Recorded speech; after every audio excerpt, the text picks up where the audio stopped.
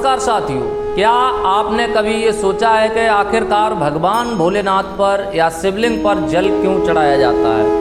क्या आपको पता है कि भगवान भोलेनाथ पर कांवड़ क्यों चढ़ाई जाती है? शिवलिंग पर आखिर जल और कांवड़ की क्या है रहस्यमयी कहानी? दरअसल धार्मिक परंपराओं के अनुसार इसके पीछे हजारों सालों की कहानी है, जिसका संबंध समुद्र मंथन से है और भगवान शिव और रावण से भी है। आज सावन का महीना चल रहा है और हर सोमवार को हजारों करोड़ों लोग भगवान भोलेनाथ और शिवलिंग पर जल चढ़ाते हैं। कई लोग कांवड़ चढ़ाते हैं, लेकिन जो लोग जल और कांवड़ चढ़ाते हैं, इनमें से आधे लोगों को नहीं पता है कि आखिरकार भगवान भोलेनाथ पर जल क्यों चढ़ाया जाता है। कुछ मान्यताओं के अनुसार पहला कांवड़िया लंका का राजा रावण को माना जाता है, यानी भगवान भोलेनाथ पर सबसे पहली कांवड़ मान्यताओं के अनुसार माना जाता है कि रावण ने चढ़ाई थी। और भगवान भोलेनाथ पर क्यों जल चढ़ाया जाता है, इसकी शुरुआत कहाँ से हुई?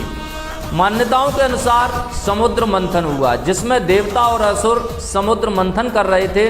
असुर और देवता इस विष में से उठे धुएं से इतना परेशान हो गए, तभी वहाँ पर भगवान शिव पहुँचे। भगवान शिव ने संसार की रक्षा के लिए इस विष को स्वयं पी लिया, और जब भगवान शिव ने इस विष को पिया तो वो अपने पेट में इस विष को नहीं ले गए। उन्होंने इस विष को अपने कंठ में ही रोक लिया।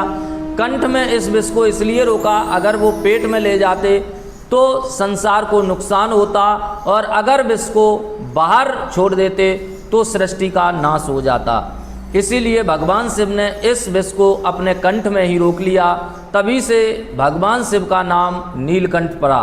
यहाँ से यही परंपरा शुरू होती है, जिसका संबंध शिवलिंग से जल चढ़ाने से जोड़ा जाता है। पता है कि इसी हलाहल विष को कंठ में रोकने के बाद भगवान शिव के शरीर में भयंकर गर्मी उत्पन्न हुई। तब उन्हें ठंडक पहुंचाने के लिए देवताओं ने उनके ऊपर जल चढ़ाया। तभी से भगवान शिव पर जल चढ़ाने की ये परंपरा शुरू हुई। उनको शीतलता देने के लिए इन पर जल चढ़ाया गया। तब से ये परंपरा शुरू मानी जाती है। यानी जब कोई भक्त शिवलिंग पर जल या गंगा जल चढ़ाता है तो उसके पीछे यही रहस्यमयी कहानी है कि भगवान शिव के त्याग और संसार की रक्षा की याद के लिए उन पर जो उन्होंने काम किए उसके लिए उन पर जल चढ़ाया जाता है। अब सवाल आता है कि कांवड़ यात्रा का इससे क्या संबंध है? कांवड़ का मतलब है एक ऐसी व्यवस्था जिसमें डंडे के दोनों सिरों पर जल भरे पात्र रखे जाते हैं और कंधे पर उठाकर श्रद्धालु पैदल यात्रा करते हैं। आज लाखों करोड़ों श्रद्धालु हर साल अलग अलग तीर्थों से गंगा जल लेकर अपने नज़दीकी शिव मंदिर तक पहुंचते हैं और भगवान शिव का जलाभिषेक करते हैं। लेकिन कांवड़ यात्रा की शुरुआत को सबसे ज़्यादा चर्चित मान्यताओं में एक रावण से जुड़ी कहानी मानी जाती है। कहा जाता है कि भगवान शिव का सबसे बड़ा भक्त रावण था। उसके अनेक धार्मिक कथाएं प्रचलित हैं। शिव तांडव स्रोत परंपरा से भी जोड़ा जाता है। मान्यता के अनुसार जब रावण को भगवान शिव के नीलकंठ स्वरूप और हलाहल विष की कथा का पता चला, यानी रावण को जब पता चला कि भगवान शिव ने विष को पी लिया है और भगवान शिव के शरीर में गर्मी उत्पन्न हुई है, तो रावण भगवान शिव का सबसे बड़ा भक्त था। इसीलिए उसने अपने कंधे पर कांवड़ उठाई और गंगा जल लेने के लिए उसने अपनी यात्रा को शुरू कर दी। इस कहानी का संबंध उत्तर प्रदेश के बागपत क्षेत्र के स्थित पुरा महादेव मंदिर से भी जोड़ा जाता है। लोक मान्यताओं के अनुसार रावण यहाँ शिवलिंग की स्थापना से जुड़ी कथा में आता है और गंगा जल लेकर भगवान शिव पर चढ़ाने पहुँचा था।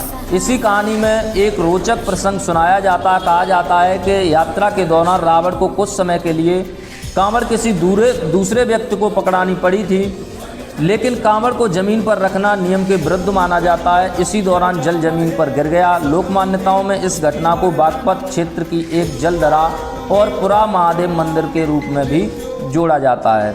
इसी वजह से आज भी इस क्षेत्र में कांवड़ यात्रा और पुरा महादेव मंदिर का विशेष धार्मिक महत्व माना जाता है। लेकिन रावण ही नहीं पहला कांवड़िया था, इसका सीधा जवाब नहीं है, क्योंकि अलग अलग धार्मिक ग्रंथों को लेकर अलग अलग परंपराएं हैं। एक मान्यता के अनुसार भगवान परशुराम को भी माना जाता है कि भगवान परशुराम ने भी जो है कांवड़ यात्रा शुरू की थी और गढ़मुक्तेश्वर से गंगा जल लेकर पैदल बागपत के इसी पुरा महादेव मंदिर में अर्पित किया था। कुछ परंपरा के अनुसार भगवान भोलेनाथ पर जल चलाने में श्रवण कुमार की कथा का नाम भी जोड़ा जाता है। श्रवण कुमार अपने माता पिता को तीर्थ कराने के लिए उन्हें कंधे पर रखकर निकले थे। उनकी कथा में माता पिता की सेवा और त्याग और लंबी पैदल यात्रा का वर्णन है। कुछ लोग इसी वजह से श्रवण कुमार की यात्रा को भी कांवड़ की प्राचीन परंपरा से जोड़ते हैं। इसीलिए आज भी लाखों करोड़ों लोग भोले की कांवड़ लेकर उनके मंदिर पर पहुंचते हैं। वहीं आपको कहानी कैसी लगी कमेंट में ज़रूर बताएं। चैनल पर नए हैं तो चैनल को सब्सक्राइब करें। हर हर महादेव।